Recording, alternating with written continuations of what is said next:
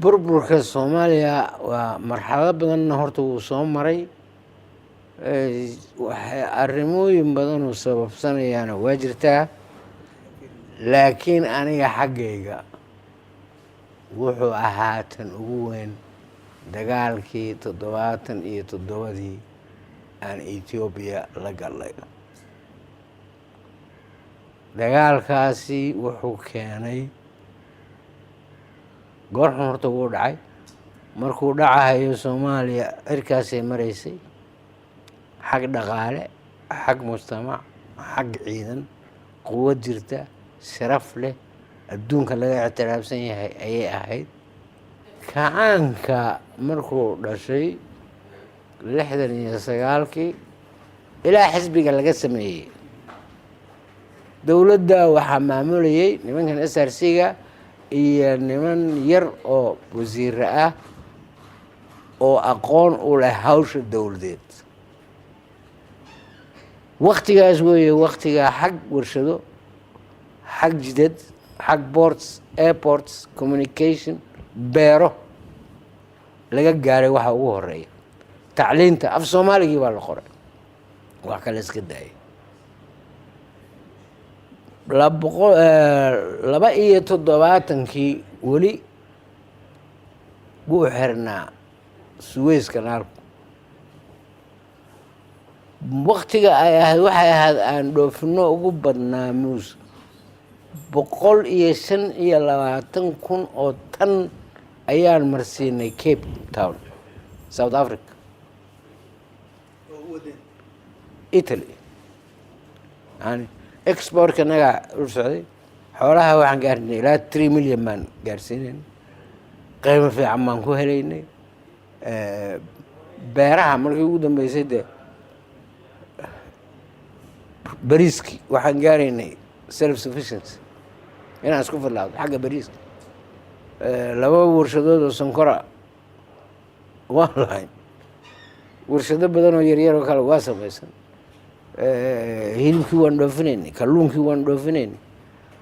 marka ay tacliintuna waxa kale oo ka qiyaastaa wiil kasta oo secondary ka soo baxa ama gabar kasta markii waa shaqo dawladda qaadanaysa shaqo la siiyay iskamana qaadanayna waa la hawlgelinay dagaalkii baan galnay dagaalkii wuxuu keenay in laga soo adkaado taas أنا رجعت كذا ما هو كاني إن جودها نجي مركا عيدن كيسو جبي لفتي سقار كود سكوت ديان إن أي انقلاب سمايان كنا هنجوبين تاسي هدنا وحي كانتي دولدي يمدحوينه يخلخل بدن إن ماشي كلسوني لآني timaado kalsooni la'aantaasina ay keento ficilo aan loo baahnayn in dawladdu ku kacdo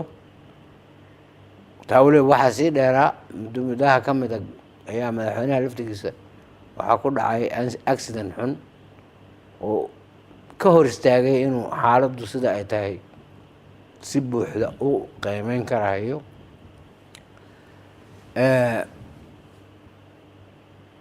markii ciidankii uu soo jabay gudihii khalkhalkaasi dhacay ciidan ballaaran oo regularka ka ah iyo aan regularka ahayn lagu qiyaasay 500,000 baa meesha joogay wixii farihii bay horta ka baxeen markiiba waxaa dhalatay aamin darro markiiba waxaa dhalatay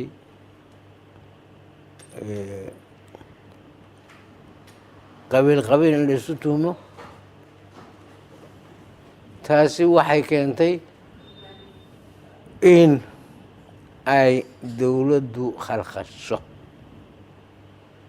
waa la socotaa maalan duqeyntii Hargeysa kale dad shacbiya oo dalka ka mid ah oo dawladdii ku jira in diyaarado loo soo qaato oo lagu duqeeyo guryahoodiina la burburiyo arrimahaasoo dhan waxay keeneen haddana inay dhashaan markaas opposition ama mucaarid wax ah oo dowladdii toos looga soo horjeesto dad badani ka soo horjeesto kabacdina dee macaaridkii dowladdii oo mar walba sii liidanaysay macaaridkii soo xoogeysanaya oo aan laftigiisu lahayn midaysnayna ajenda dowladeedna wada wadan ayaa markaas dowladdii ku dhacday mar haddii dowladdii ay meeshii ka baxdayna wax markiiba hanan kara dalkii na aysan meeshii imaanin dee burburkii unbaa sii socda waa kan ilaa maanta halkan Jabuuti kooxo ugu fadhiyaan dagaalkaas maadaama aad loo jeedaysaa u jeeday ma la joojin karay hal sim la isku dayay in loo raadiyo in la joojiyo wallaahi dagaalkaas waa la joojin karay waa la joojin karay horta markuu socdayna waa la joojin karay inaan la bilaabinna waa la yeeli karay anigaan hadda aada i warsanaysid anoo maskaxdayda ka fakeray ayaan 1 January 1975 Addis Ababa tegay presidentkan usoo yeero waxaan nimankii daraga ahaa baan doonayaa inaan u tagay maxay kula tahay aan la soo hadlo u tag buu yidhi markaas Italian jooga aan usoo yeeray daraga waxaa ka mid ahaa Benti Mengistu Captain Sisai Michael way fara badnaayeen daragu laakiin ragga ugu magaciyo waaweynaa markaas oon la kulmayay anugu raggaas ayay ahaayeen nimanka waan u tegey waxaan ku yidhi nimayo idinkuna waa burbursan tihiin dhibo badanna annaga waana dhex yaallan waa ogtihiin waxaana ila wanaagsan in aad arrimaha ugu horeyso oo aad qabanaysaan ay noqotaan sidaad Soomaaliyana isaga joojin lahaydeen dhibkeeda oo siyaasad gashaan arrimahan Eritrea taaganna aad xal kale oo isagana nabad ugu raadin lahaydeen nimanka waliba waxaan ku yiri xoog ma haysaan ismana haysataan waxa ku dhamaan doontaan lama oge bal horta arrintan Soomaaliya waxaad aqbashaan in waxdan ka dhaxeeyaan oo dul isku haysataan waxaad aqbashaan inaad diyaar u tihiin inaad wada hadal ku dhammaysaan arrintii nimankii 2 usbuuc waxaa markaas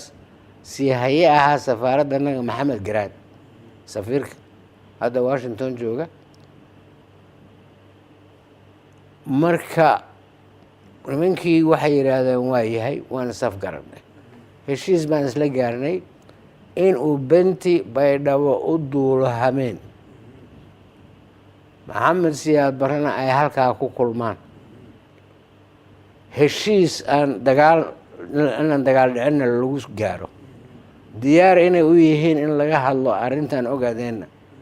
ay halkaa ku saxeexaan gudiyaalna lagu qabto way aqbaleen arrintaa iyadoo oo qoraal ah oo inishalahan waxaan geeyey anigu dowladdii u geeyey Soomaalida councilkii baan hordhigay wasiiradii kullu waa la aqbalay madaxweynaha laga codsaday inuu dhammaystiro sameeyo madaxweynihii meeshii uu oran lahaa waqti qaban lahaa waxa haray waxay ahayd hadduu aqbalo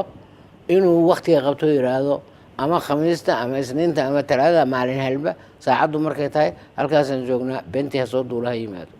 habeenkaas Baydhabo la wada joogi lahaa intuu sidaas yeeli lahaa saaxiibkay Maxamed Aadan Sheekh buu diray waxyaabaha ma garanaysaa haddana iyagina waxay u qaateen in waxoodii aan la aaminsanayn kabacdina waxay iska sii socdeen laakiin sida aan filayo Maxamed Siyaad Barre mar hore go'aankiisa gaaray haddaan kuugu daro Mozambique markay xornimada qaadanaysay ayaan israacnay wafdigiisaan ka mid ahaa wasiir baan ahaa waagaas ba waxaan ku yidhi war dagaal baa wadaa maxaa joojisa Mr President wuxuu iiga baxay oon imaginationkaaga ayaa badan fikirkaagaa badan kiimiko waxba ma jiraan waana caddayd inuu dagaal diyaarinayay marka xaqiiqadu waxay ahayd madaxweynaha isaga waxaa ka go-naa inuu dagaal galo nasiib darro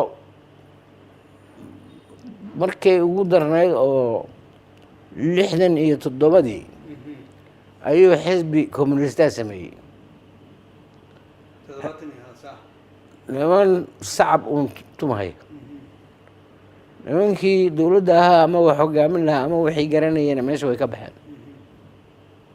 xisbigaas oo dhan waxaan u maleynaya 2 iyo 3 nin oo allah u naxariistay cabdiraxmaan caydiid ku jiro unbaa yidhi warba dagaalka aan ka fiirsano inta kale waa loo sacbinaya dagaalka marka dagaalka waa laga hortegi karay laakiin madaxweynuhu waxaa moodaa mar hore gaaray dagaalkii wuu sii socday ilaa jigjigaan qabsanay dowladihii shaqada ku lahaa ruushku ha ugu weynaado maraykan ingiriiska faransiiska talyaaniga kulluna waxaa la war jigjigaha dhaafinina ku ekaada marka anugu United Nationkan safiirka ahaa galab waxaan joognay aniga iyo buluq waxaan nala kulmay ninka la yidhaahdo Gromyko wasiir khaarijiyi ahaa Sovietka wuxuu yidhi war dagaalka joojiya dowladihii oo dhan waa isla hadlina jigjiga ku ekaada cabdiraxmaan wuxuu yidhi kuma ekaan karno annagu ma xukunno dagaalka ee jabhadda waa yahay jabhadda la hadlayo jabhadda lama hadli karno Gromyko wuu xanaaqo wuxuu raggan annaga wax soo barnay nin walba meeshuu joogo ognahay hubkana annaga idin siinay maxaa aniga ii malaynaysa joojiya haddii naan joojin idinkoo xun baad ka liitaad meesha ka soo baxaysa isla markiiba maxamed siyaad bare anuu telefoon u diro ku yidhi Mr President galabtay ultimatum buu bixiyey ninkii Gromyko bal caawo safiirka u yeero arrinta qabooji dawlo arki doonaa cabdiraxmaan soo noqday waxaasuu yidhi marka taladiina maanaan qaadan inaan meel ku hakanno oo runtii ilaahay baa caawa igaga sarreeya asxaab badan baan ku lahaa meeshan aniga United Nationka safiiradoo dhan marba waxaa la odhanaya kiimiko ilaa intee baad doontaan inaad gaaraysaan ma ilaa aad sabena qabsataan barta ilaa xaggee u socotaan yani gelitaankuna wuu ahaa haddii alla ku run yahay khalad maamulkii dagaalkuna wuxuu ahaa mistake weyn oo sidii la rabay objective meelo aan ma cayinanayn marka gelitaankii oo kaladaa maamulkii dagaalka la maamulay oo diplomatically la maamuli lahaana meesha way ka maqnayd ma aanaan maamulin xagga diblomasiyada dagaalkii wixii ka dambeeyana waxay ahayd in ruuskii taangyaan iyo maraakiib iyo diyaarad inta ku qaadaan kuubaan keenaan yeman keenaan dowlado kale keenaan 100 goor baan strategic mistake sameynay Soomaali historigeeda maxaa ka mid ahaa waxaa ugu horeeyey Beban Plan markii la keenay anagu uu yidhi Soomaalida Beban Plan waxaa ahaa wasiir khaarijiye Ingiriiska xarbiga dabadiisa waxay 47 markaasna ingiriiska dhulka nagoo dhan hayay inta yaroo faransiiska maaha ethiopian ingiriiska hayay NFD isaga hayay southka isaga hayay northka isaga hayay Beban Plan waxay ahayd fikradiisu dadkani dad kala maarmi karana maaha dad kala noolaan karana maaha waxaan soo jeedinayaa in laysku daro hal laga soo saaro in yaroo faransiisku la hara maahan marka waxaa la yidhaha Beban Plan isla markiiba nimankii halkan SYSha waxay yidhaha maya anagu ma doonayno 4 power baan rabnaa 4 powerkay ka hadlayaan waa ingiriiskii iyo amerikaankii iyo ruuskii iyo faransiiska waa niman markiiba cold warkii baa bilowday oo iska soo horjeeda. ruuskuna wuxuuba saaray culaysku ugu weynaa wuxuu yidhi because wuxuu rajo ka qabay ruusku in Itaaliya communista noqoto. tooliyaati intaan la dilin bay ahayd. marka afarta power ay leeyihin hana maamuleen ma Soomaaliya oo yar baa afartaas dowladood oo cold war isugu imanaysa. midda kale waxay ahayd NFD ingiriisku commission buu u diray boqolkiiba 86 baa tiri Soomaaliya ku tirsameen. ingiriiskii marka wuxuu yidhi war saddexda district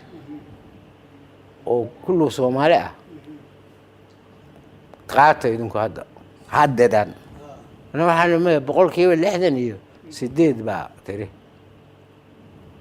waxa la 168 aad ka hadlaysiin saddexdan bay degan inta kale cidla way bal kuwaas dekiyaad kala hadli doontaane qaata intaan yeelna. ingiriisku wuxuu kaloo rabay inaan galno Commonwealth meelna kuma aanan xirnayna. Commonwealth diidisa sida Cabdirashiid baa Allah u naxariistay prime ministeraha calaaqaadkii uu u gooyay ingiriiskii. ingiriiskuna wuxuu yahay waaya idinkii Kenya ka wada hadla waagay dalka qaadato halkaas haddii markaas uu yeeli lahaa inta la siiyey annaga iyo Kenyana ma dirirno 9 sagoo dagaala ma galeen. populationkan Soomaalida u dhashayna Soomaaliya ka mid ahaan lahayn maanta laakiin ma aysan nasiib darro iyaduna dhicin. hadda kuwa ugu waaweynaa maan ka soo qaado at national level maalin walba mistakes waa sameynaynay. credibility-ga Soomaaliya dhanba mashkiladeedu waxaa weeye hadeertaan dhibabkan haysta wax adduunkan la aaminahayaa ma jiro. inaan wax qabsan karnana lama aaminsana. in waxa aan anagu sheegno aan fulin karnana nina kuma aamin qabo. yani dad meel loogu hagaagi karo inaanan ahayn baa soo baxday. marka waa ma ogeysa si gaara uma maskaxdana malaha u shaqeysa waa si gaara in loo akhriyaa reverse loo akhriyaa maskaxda dad ninka Soomaaliya ku fakaraya. dhibabkiina waa waxaan un hadeer taagan ilaa hadeer baana khaladkii lagu socdaa. international community-gu albaab xiran bay garaacayaan weligoodna xal Soomaaliya ka gaari mahayaan. xaqna uma laha inay ka gaaraan. nabadna ma keeni karaan. nabadda waxaa keeni kara shacbiga Soomaalida. shacbiga Soomaaliya oo ka kooban reeraha Soomaaliyeed oo la isu keeno halkaasunbaa arrinta xalkeeduna ku jira. 100 goor hadday halkan wax ku saxeexaan hadday meel kale ku saxeexaan meel ula noqdaan ma jirto. nin soo dirsadana ma jiro. dadkay leeyihiin waan ka soconaana kama warqabaanba waxaan laga hadlayo. marka weli strategic mistake baan ku soconnaa. ma moodaa markaan inay strategic mistake international community-ga la soo gashay. international community-gu dhibkay ka mid yihiin ya dhibka ayay ka mid yihiin. arrimo aysan dirsin aadna ula socon dan weynna aysan ka lahayn ayay mar walba ku dhex jiraan. nin hadda yani hal daraasada lagama samaynin maxay tahay arrinta Soomaalidu. hal dowladii ma oran walba eegno arrintan what is the root cause. maalin walba warroodyaal is haysta ama dad iska soo horjeeda la isugu keenaya hotel heshiis bay gaareen. heshiiskana waxay u gaarayaan waxa weeye dadka idin marti qaadaya idinka xanaaqina wuxuun saxiix. xaqiiqadu saas wey beenna maaha wax la ogyahay wey. wax alla waxay dadkooda ula noqon karaanna ma jiro. waxaan rajeynayaa hadda nimankan hadda meeshaan isugu imanaya fikrado fiican baa jira inay wax isku dartaan ciidamo la isku daro la isu wada tago. fikrado aad iyo aad u wanaagsan weeye. hadday intaa gaari karaan laftigeedu wax weyn bay noqon kartaa oo waxay u gola xaari kartaa soomaali isu imaanshaheeda dambe. laakiin wayna maskaxdooda markiiba ku jirtaa in qasadku uu yahay in loo gogol xaaro sidii soomaaliya aakhirka uga gaari lahayd go-aanka ugu dambeeya mustaqbalkooda.